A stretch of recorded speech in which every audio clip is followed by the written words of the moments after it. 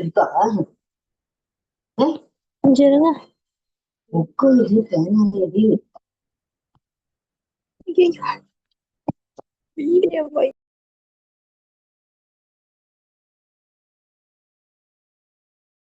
அனைவருக்கும் அஸ்ஸலாமு அலைக்கும், குட் ஈவினிங். நான் பேசுறது கிளியரா கேக்குதானே?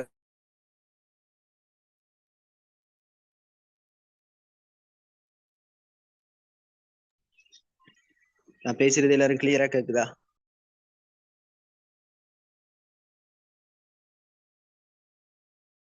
சார்.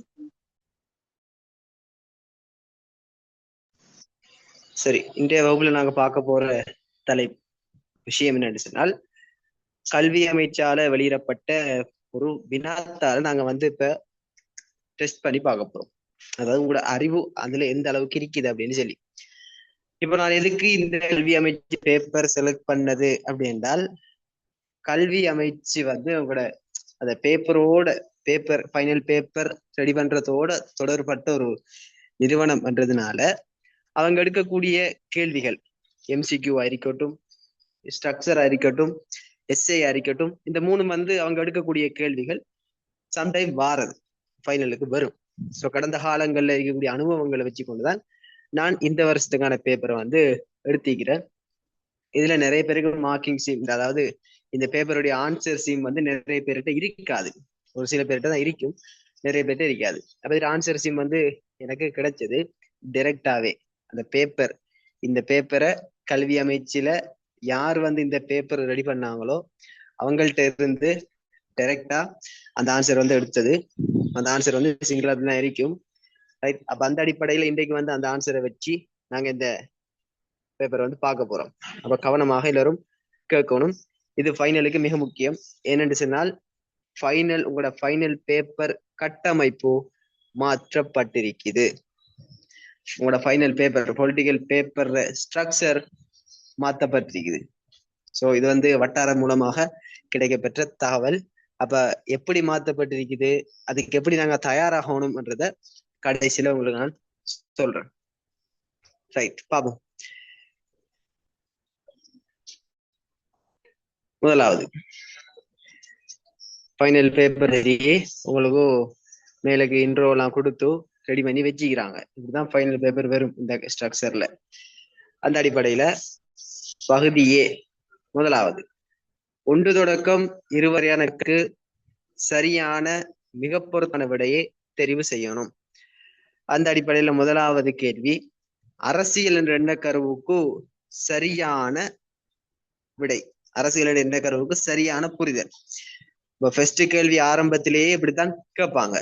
எந்த ஒரு பேப்பர் எடுத்துட்டாலும் அரசியல் என்பது அப்படின்னா ஸ்டார்ட் ஆகும். அப்ப அந்த அடிப்படையில பார்ப்போம்.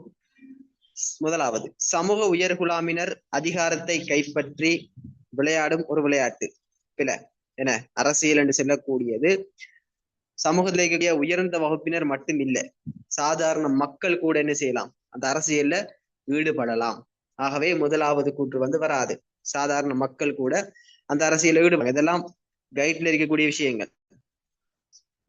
கைட்டை தழுவித்தான் இந்த பேப்பர் எடுக்கப்பட்டிருக்குது. அதே மாதிரி கொஞ்சம் ஆழமாகவும் போயிருக்குது. பார்ப்போம். அப்ப சமூக உயர்குலாமினர் இந்த அதிகாரத்தை பயன்படுத்தி விளையாடக்கூடிய ஒரு விளையாட்டு பிழை.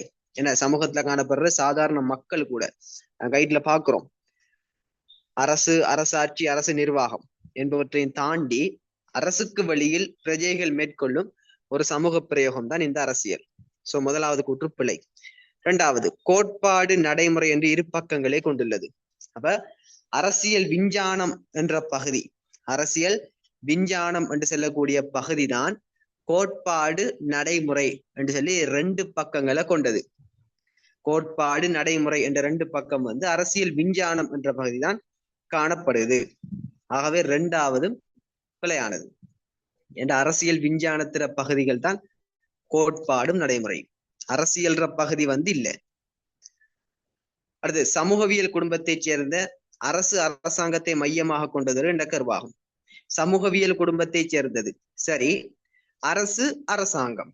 அப்ப பொதுவாக அரசியல் என்ற நிறுவனத்துக்குள்ள 3 நிறுவனங்கள் கட்டாயம் இருக்கணும். அரசு, அரசாங்கம், அடுத்தது என்னது, மூணாவது என்ன வரும்? அடுத்தது அரசு அரசாங்கம். அடுத்தது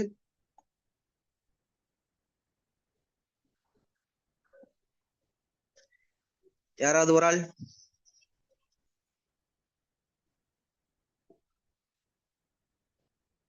ரைட்.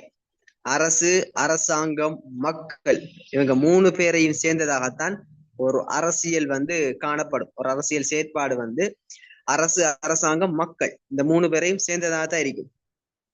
ரைட். ஆகவே சமூகவியல் குடும்பத்தைச் சேர்ந்த அரசு அரசாங்கம் இந்த ரெண்டையும் மையமாக கொண்டது.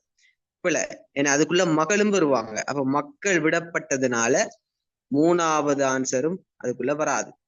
நாலாவது, யார் எவ்வாறு எந்த சந்தர்ப்பத்தில் செயற்படுகிறார்கள், யார் எவ்வாறு எந்த சந்தர்ப்பத்தில் அதிகாரத்தை பெறுகிறார்கள் என்பதை தீர்மானிக்கும் செயல்முறை. சரி, அரசியல் என்று சொன்னாலே ஒரு அதிகார போராட்டம் தான். அந்த அதிகாரத்தை யார் பெறுறாங்க, எப்படி பெறுறாங்க, எந்த சந்தர்ப்பத்துல பெறுறாங்கன்றத பத்தின ஒரு செயல்முறை. கற்கை இல்ல, செயல்முறை. ரைட். அரசியல் என்று சொன்னா செயல்முறை. அப்ப யார் எதை எந்த சந்தர்ப்பத்தில் பெற்றுக் கொள்கிறார்கள் என்பதை தீர்மானிக்கும் ஒரு செயல்முறை தான் அரசியல். அப்ப மூணாவது ஆன்சர் வந்து, நாலாவது ஆன்சர் வந்து சரி. ரைட். அரசியல் செல்லக்கூடியது அதிகாரத்தை யார் எப்போ எந்த சந்தர்ப்பத்தை பெறுறாங்க என்றதை பத்தினது, ஒரு செயல்முறை. ஐந்தாவது, முரண்பட்ட நிலைமைகளில் தோற்றம் பெறும் மோதலில் இருந்து உருவாகும் நன்மை தீமைகளுக்கு இடையிலான ஒரு ஆய்வாகும். அதாவது மோதல்ல இருந்து உருவாகக்கூடிய ஒரு செயற்பாடுதான் அரசியல் அப்படின்னு சொல்றாங்க. அரசியல் செல்லக்கூடியது வெறுமனே மோதல்ல மட்டும் இல்ல, ஜனநாயக வழிமுறை ஊடாகவும் ஒரு அரசியல் வந்து தோற்றம் பெறும். அதே மாதிரி இதுல இருக்கக்கூடிய இன்னொரு பிரச்சனை, அதாவது ஐந்தாவது கூட்டுல இருக்கக்கூடிய இன்னொரு பிழை என்னன்னு சொன்னால் ஆய்வாகும் அப்படிங்கிறதான் அடுத்த பிழை. ஆய்வாகும். ஆய்வுன்னு சொன்னா என்னது? கற்கை. அது வந்து அரசு அறிவியலுக்குள்ள வந்துடும். ஆய்வாகும் என்று சொல்றது கற்கை. அப்ப அது அரசு அறிவியல். ஆகவே ஐந்தாவது கூற்றும் வராது. இதுக்கு ஆன்சர் வந்து நாலாவது. கிளியரா எல்லாருக்கும்? டவுட் இருந்தா கேட்கும்.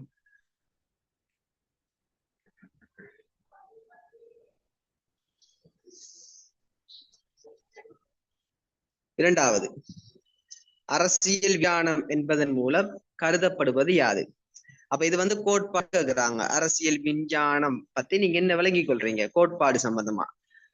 பொது நலனுக்காக அரசு அரசாங்கம் மக்கள். ரைட். அப்ப மூணும் வந்துட்டு ஒரு அரசியல் என்ற பகுதிக்குள்ள மூணும் வந்துட்டு அரசு அரசாங்கம் மக்கள். ரைட். இவங்க எப்படி கட்டியெழுப்பப்பட வேண்டும்? பொது நலனுக்காக, நாட்டு நலனுக்காக, மக்கள நலனுக்காக இந்த அரசு அரசாங்கம் மக்கள் இவங்க மூணு பேரும் எப்படி கட்டி எழுப்பப்பட வேண்டும் என்பது பற்றிய ஆய்வாகும். அப்ப ரெண்டு வார்த்தையும் வந்துட்டு அரசு அரசாங்கம் மக்கள் இவங்களும் வந்துட்டாங்க. அதே மாதிரி ஆய்வு அதுவும் வந்துட்டு. அப்ப ஆய்வு தானே அரசியல் விஞ்ஞானம். செயல்முறை வந்து அரசியல், ஆய்வு வந்து அரசியல் விஞ்ஞானம். சோ ஆய்வும் வந்துட்டு. அப்ப முதலாவது வந்து சரி மாதிரி தோணுது. அடுத்ததையும் பார்ப்போம். ஏனென்றால் எங்கள் சரியான கூற்றையும் தாண்டி மிக பொருத்தமான கூற்று எங்களுக்கு வேணும். சரியான கூற்று மட்டும் இல்லை, எங்களுக்கு மிக பொருத்தமான கூற்று தான் வேணும். பார்ப்போம். அதிகார போராட்டத்துக்குள் நடைமுறை ரீதியாக, ரைட். அப்ப நடைமுறை ரீதியாக ஈடுபடும் அதே வேளை அரசியலை செய்வதாகும். நடைமுறை ரீதியாக ஈடுபடும் அதே வேளை. அப்ப அரசியல் விஞ்ஞானம் நடைமுறையில ஈடுபடுது அப்படின்னு சொல்லி சொல்றாங்க. அரசியல் இப்போ அரசியல் விஞ்ஞானத்தை கற்கக்கூடிய ஒரு மாணவன், அவர் வந்து அரசியல் கற்கும் மாணவன் அப்படின்னு அழைக்கப்படுறார். அவர் நடைமுறை அரசியல்ல ஈடுபடுறது இல்லை. ஏன்னா அவர் அரசியல் விஞ்ஞானத்தை கற்கக்கூடிய ஒருத்தர், அவர் நடைமுறை அரசியல்ல ஈடுபட மாட்டார். ரைட். ஆகவே இரண்டாவதும் வந்து பிழை. நடைமுறை அரசியல்ல ஈடுபடுதான் நடைமுறை ரீதியாக. பிழை. அரசியலை கற்கக்கூடிய ஒருத்தர் அரசியல் கற்கும் மாணவர் அப்படின்னு அழைக்கப்படுவார். அவர் நடைமுறை ரீதியாக செயற்படக்கூடிய ஒரு அரசியல்வாதி அப்படின்னு அழைக்கப்படுறதில்லை. இதெல்லாம் கைட்ல இருக்குது. அதை தழுவித்தான் கூற்றுகள் எடுக்கிறாங்க. அப்ப கைட்ட படிச்ச பிள்ளைக்கு இந்த கூற்றெல்லாம் சின்ன கேஸ். இந்த கூற்றெல்லாம் சின்ன கேஸ். அவங்க எல்லாம் இதெல்லாம் அழகா செய்வாங்க கைட்ட படிச்சாங்க.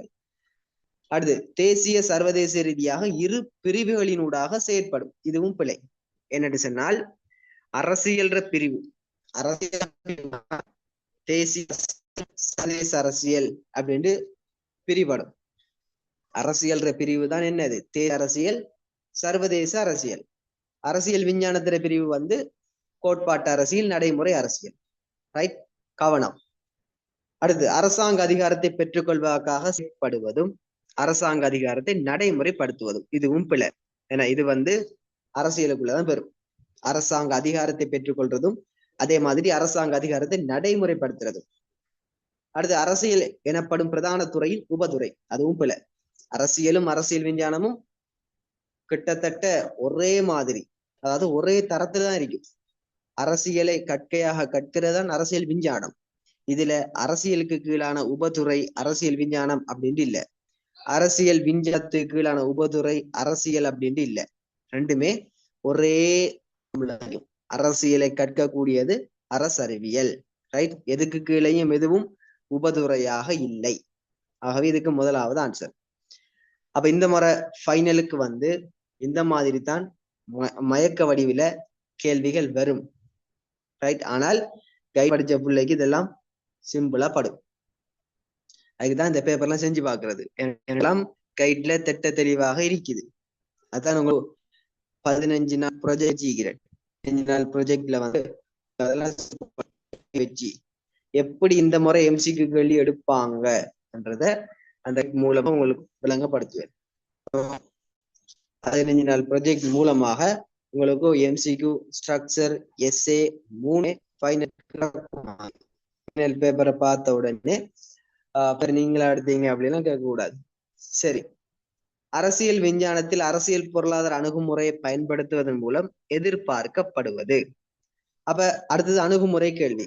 ஏன்னா அரசியல் விஞ்ஞானத்துல அரசியல் பொருளாதார அணுகுமுறையை யூஸ் பண்றது மூலமாக என்ன விஷயங்களை எதிர்பார்க்கிறாங்க, அதாவது பண்புகள். அரசியல் விஞ்ஞானத்துல வந்து அரசியல் பொருளாதார அணுகுமுறையோட பண்புகள் கேட்கிறாங்க. அதுல முதலாவது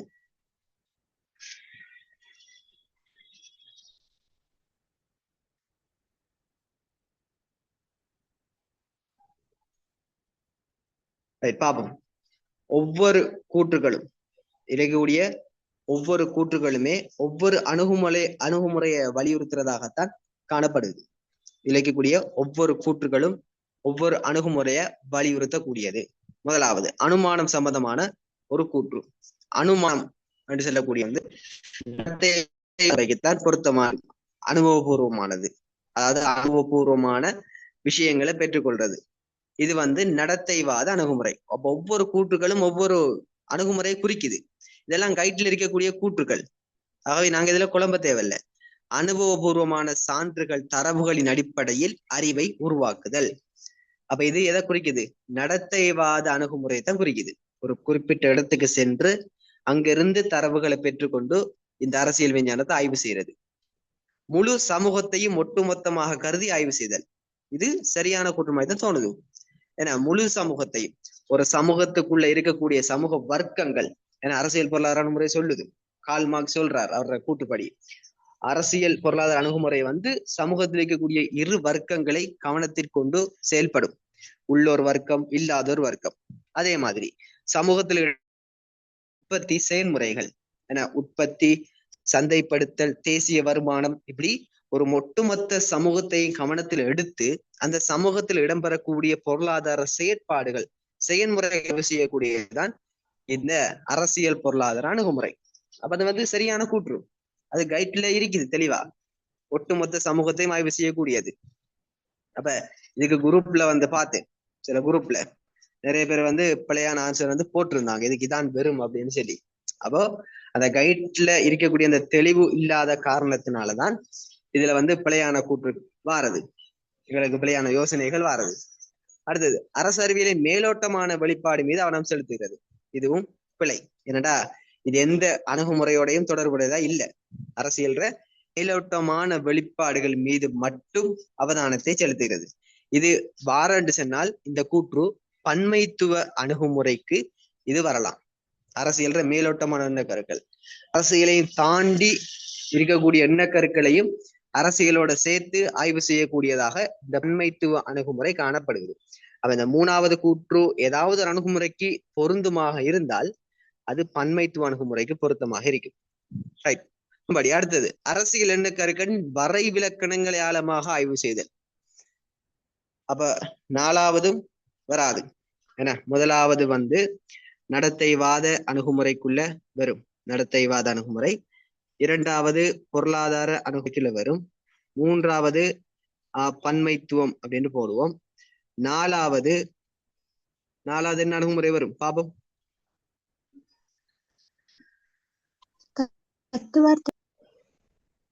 ரைட், வெரி குட், தத்துவார்த்த அணுகுமுறை. அப்ப நாலாவது வந்து தத்துவார்த்த அணுகுமுறை. அடுத்தது ஐந்தாவதையும் பார்ப்போம். சில அரசியல் தோற்றப்பாடுகளை ஒப்பீட்டு ரீதியாக ஆய்வு செய்தல். இதுவும் எங்களுக்கு தெரியும் என்ன அணுகுமுறை, அதிலே வருது என்ன, ஒப்பீட்டு அணுகுமுறை. ஆகவே பாருங்க பாப்போம், பல அணுகுமுறைகள் பண்புகள் எல்லாத்தையும் உண்டா சேர்த்து எங்களுக்கு ஒரு எம்சிக்யூவா தயாரிச்சாங்களா இல்லையா? இதே மாதிரி தான் ஃபைனலுக்கு ஒரு எம்சிக்யூ வரும். என்ன, அந்த அணுகுமுறையோட பல அணுகுமுறையோட பண்புகளை உண்டா சேர்த்து இதுல எது இந்த குறிப்பிட்ட அணுகுமுறைய குறிக்குது அப்படின்னு ஒரு கேள்வி கேட்கலாம். ஈஸி. கைட்ல இனிமே இப்படித்தான் கேள்வி எடுக்கலாம். என்னட்டு சொன்னால், இதுக்கு மேல இருக்கக்கூடிய பெட்ச் உங்களோட சீனியர் எல்லாரும் கைட்டை தழுவி ஃபுல்லா கரைச்சி குடிச்சு கேள்வி எடுத்தாச்சு. இதுக்கு பிறகு கேள்வி வாரதா இருந்தால் இப்படிதான் வரும். எல்லா பண்புகளையும் உண்டா சேர்த்து கேட்பாங்க. சம்டைம் கருத்தியல் என்ன, 2024 ஆண்டு பேப்பர் எடுத்து பாத்தீங்கன்னா வழங்கும். கருத்தியல் சம்பந்தமா ஒரு கேள்வி கேட்டிருந்தாங்க. எல்லா கருத்தியல் பண்புகளையும் சேர்த்து கொலாப்ஸ் பண்ணி இதுல எது இந்த கருத்தியல்ற பண்பு அப்படின்னு கேட்பாங்க. அதே மாதிரி அரசாங்க மாதிரி அப்படின்னு சொல்லி ஒரு பாடத்திலையும் அதே கேள்வி வரலாம்.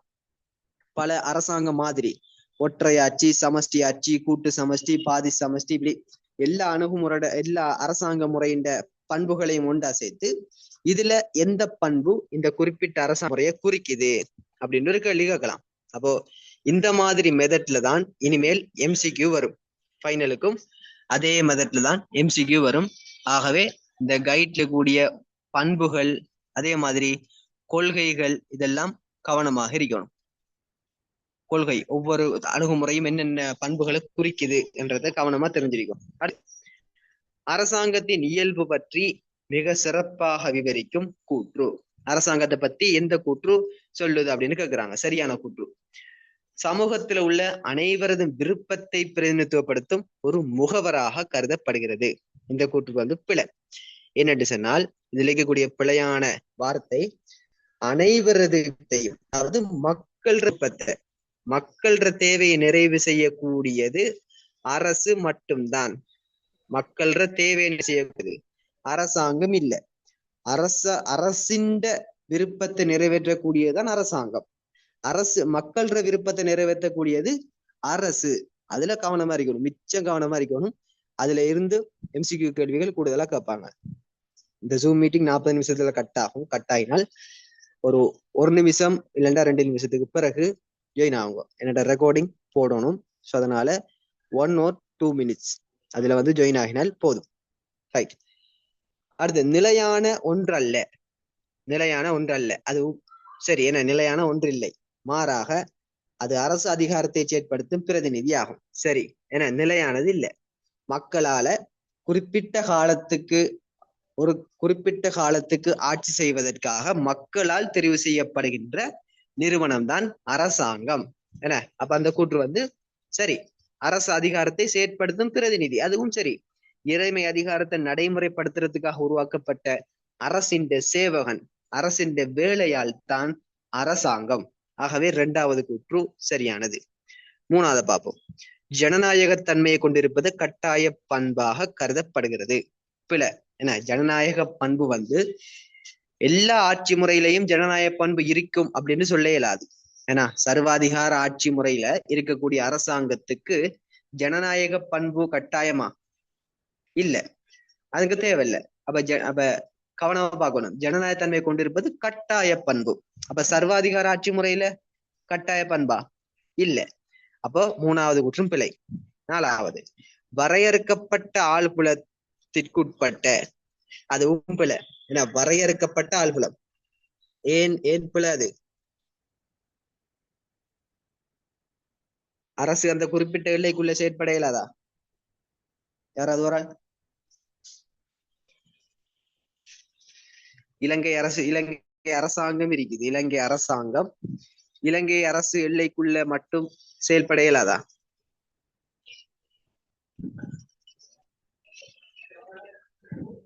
வரையறுக்கப்பட்ட எல்லை இல்லை அரசாங்கத்துக்கு.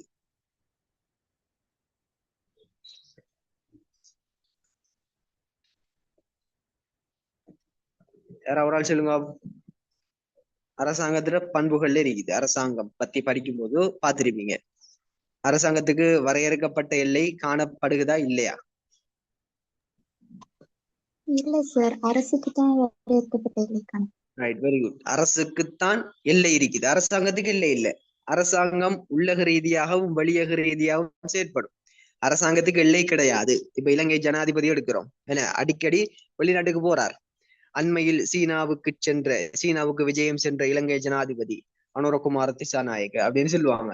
என்ன அதே மாதிரி வெளி விவகாரம் தொடர்பாக இந்தியாவுக்கு ஜனாதிபதி விஜயம் அப்படின்னு சொல்லி எல்லாம் சொல்லுவாங்க. அப்ப என்னது, அவரு ஒரு அரசாங்கம். அவர் வந்து வெளிநாடுகளுக்கும் செல்லலாம். அந்த குறிப்பிட்ட எல்லைக்குள்ள செயற்படணும் அப்படின்ற அவசியம் இல்லை. அவரு வெளிநாடுகளுக்கும் போகலாம். இப்ப அரசாங்கம்டா என்ன? ஜனாதிபதி, பாராளுமன்ற உறுப்பினர்கள், அமைச்சர்கள், இவங்கதான் அரசாங்கம். அப்ப இவங்க நாட்டை விட்டு வெளியில போய் அவங்களோட அரசாங்க நடவடிக்கைகளை மேற்கொள்றது இல்லையா? மேற்கொள்ளுவாங்க. அப்போ வரையறுக்கப்பட்ட ஆழ்வுல பிரதேசம் என்றது பிழை. அரசாங்கத்துக்கு எல்லை கிடையாது. இது வந்து சில செமினார் பேப்பர்கள்ல அரசாங்கத்துக்கு எல்லை இருக்குது அப்படின்னு சொல்லி தந்திருந்தாங்க. அப்ப வந்து அது பிழை. அரசாங்கத்துக்கு எல்லை இல்லை. அப்ப இந்த கைட்டை வந்து ஒழுங்காக பார்க்காதது குறைபாடுகள் தான் அது. ரைட். சில பிள்ளைகள் வந்து வெளியால புத்தகங்கள் வாங்கி படிக்கிறது, அதெல்லாம் தேவையும் இல்லை. உண்மையிலேயே ஒரு கைட்டும் ஒரு வழிகாட்டிக்கு ஒரு நல்ல ஆசானம் இருந்தால் போதும். 5வது, இறைமை அதிகாரத்தின் தனி உரித்தாளன். அதுவும் பிள்ளை. என்ன, தனி உரித்தாளன் அரசு மட்டும்தான், அரசாங்கம் இல்லை. அரசு விரும்பினா அரசாங்கத்துக்கு என்ன செய்யலாம்? அந்த இறைமை அதிகாரத்தை நடைமுறைப்படுத்துறதுக்கு அனுமதி வழங்கலாம். மற்றும்படி இறைமைக்கு முழு சொந்தக்காரன் அரசு மட்டும்தான், அரசாங்கம் அங்க வராது. ரைட். அப்ப 4வதுக்கு வந்து 2வது ஆன்சர். அடுத்தது, அர்த்த ஜனாதிபதி அரசியலமைப்பு முறை. அர்த்த ஜனாதிபதி என்று சொன்னால் என்னது? பாதி சமஷ்டி ஆட்சி முறை, அப்படியா?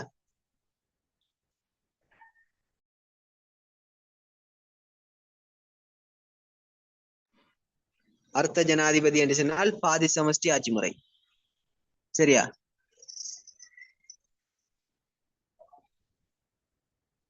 யாராவது ஒரு ஆள்?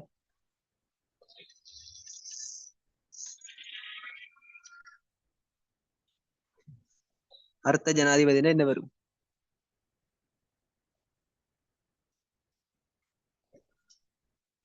எல்லாரும் பேசலாம்.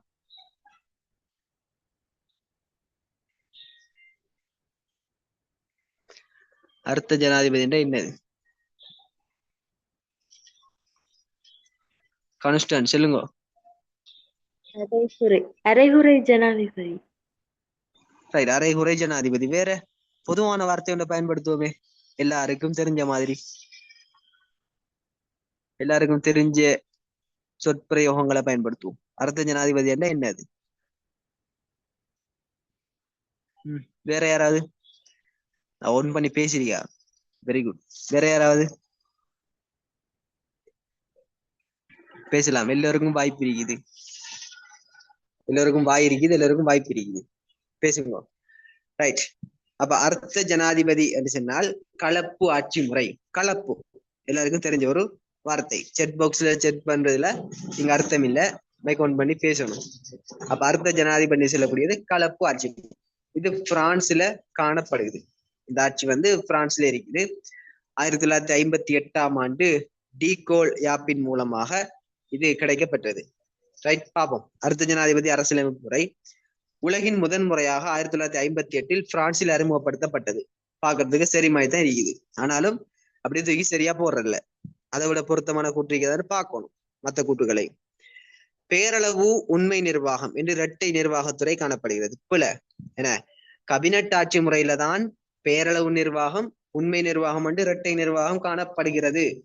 சில பேர் குழம்புற இதுலதான் அரைகுறை ஜனாதிபதி அப்படியோ கலப்பு ஜனாதிபதி. கலப்பு முறை அப்படியோ கபினட் ஆட்சி முறை நினைக்கிறது சில பேர். கபினட் ஆட்சி முறை நினைச்சிட்டு இரட்டை நிர்வாகம், அதாவது பேரளவு உண்மை அப்படின்னு இரட்டை நிர்வாகம் இருக்குது அப்படின்னு அவங்களாகவே நினைச்சுக்கிறது. இப்ப கலப்புல வந்து ஜனாதிபதி ஆட்சி முறை பண்புகளும் கபினட் ஆட்சி முறை பண்பும் இருக்குது. நிர்வாகத்துறையில 2 பேர் இருக்கிறாங்க, 2 பேருக்கும் அதிகாரம் இருக்குது, பிரதமருக்கும் ஜனாதிபதிக்கும். ஆனால் அவங்க 2 பேரும் ஒரே பெயரை கொண்டுதான் அழைக்கப்படுவாங்க. அவங்க 2 பேரும் நிறைவேற்றுத்துறை, அவ்வளவுதான். இதுல கலப்பு ஆட்சி முறையில யாரும் பெயரளவு நிர்வாகியும் இல்ல, யாரும் நாம நிர்வாகியும் இல்ல. கபினட் ஆட்சி முறையில மட்டும்தான் பேரளவு உண்மை நிர்வாகம் அப்படின்னு 2 நிர்வாகம் இருக்குது. கலப்பு ஆட்சி முறையில இல்ல. கவனம். அப்ப முதலாவது வந்து ரெண்டாவது கூற்று வந்து கபினட் ஆட்சி முறைக்கு தான் பொருந்தும். 3வது, அரசாங்கத்தின் தலைவராக பிரதமர் கடமையாற்றுவார். அப்ப இதுவும் பிழை, ஏன்னா இதுவும் கபினட் ஆட்சி முறைதான். அரசின் தலைவராக ஜனாதிபதி அல்லது முடி, அரசாங்கத்தின் தலைவராக பிரதமர். இது வந்து கபினட் ஆட்சி முறை, பாராளுமன்ற ஆட்சி முறை. கலப்பு ஆட்சி முறைக்குள்ள வராது. அரசின் தலைவர் அரசாங்கத்தின் தலைவர் 2 பேரும் ஜனாதிபதி தான், ரைட். ஆனால் பிரதமருக்கு ஒரு குறிப்பிட்ட அதிகாரம் வழங்கப்பட்டிருக்குது, அவ்வளவுதான்.